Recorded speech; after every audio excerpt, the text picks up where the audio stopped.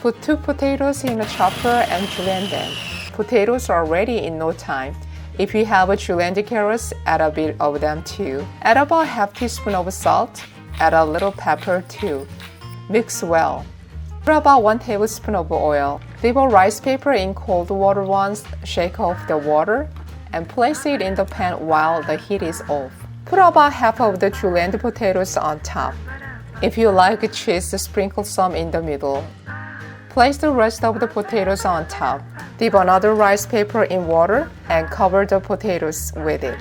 Cover with a lid, cook on high heat for about 1 minute. Then lower the heat and cook slowly for about 5 minutes. After 5 minutes, flip it over with a spatula. The bottom should be nicely golden browned.